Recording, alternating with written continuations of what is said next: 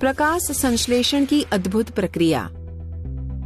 प्रकृति को ध्यान से देखना हमारी इंद्रियों के लिए एक सुखद एहसास है। हम सभी पौधों के रंग और सुगंध का आनंद लेते हैं, लेकिन उनके महत्वपूर्ण योगदान के बारे में भूल जाते हैं। पौधे पृथ्वी पर जीवन की परम आवश्यकता है। ऐसा प्रकाश संश्लेषण की प्रक्रिया के कारण है। पौधे को ध्यान से देखने पर पता चलता है कि यह जड़ों की सहायता से मृदा में मजबूती से स्थापित हैं। ये जड़ें मृदा से जल अवशोषित करती है और बहुत छोटी नलिकाओं के माध्यम से इसे तने तक और बाद में पत्तियों तक पहुंचाती है। तना पत्तियों को इस तरह से धारण करता है कि वे सूर्य के प्रकाश से अधिकतम ऊर्जा अवशोषित कर सकें। पत्ती पौधे का एक बहुत महत्वपूर्ण भाग है।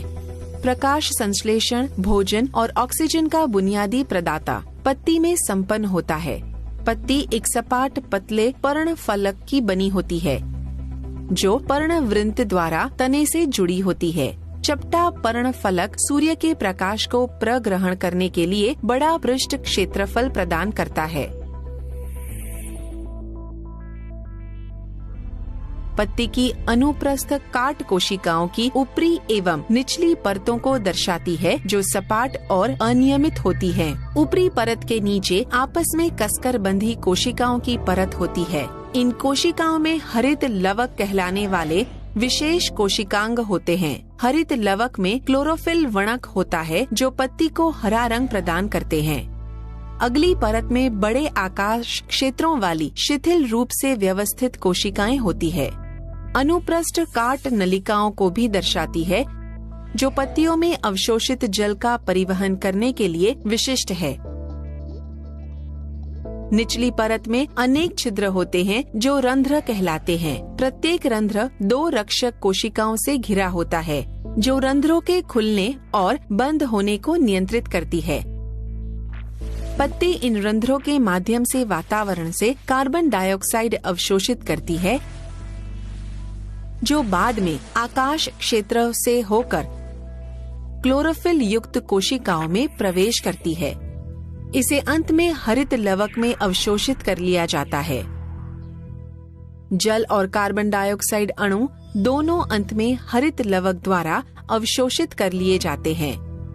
इन हरित लवकों में सूर्य के प्रकाश से ऊर्जा प्रग्रहण करने की क्षमता भी होती है और इस ऊर्जा का उपयोग कार्बन डाइऑक्साइड एवं जल से ग्लूकोज तथा ऑक्सीजन संश्लेषित करने के लिए किया जाता है।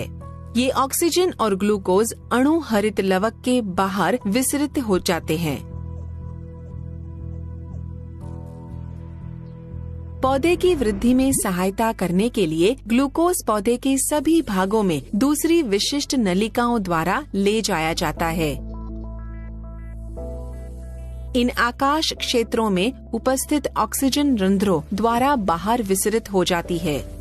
इसलिए प्रकाश संश्लेषण के दौरान ऑक्सीजन वातावरण के जीवन रक्षक गैसीय घटक के रूप में लौटा दी जाती है, जबकि ग्लूकोज भोजन पौधे के सभी भागों में पहुंचा दिया जाता है और वृद्धि के लिए उपयोग किया जाता है।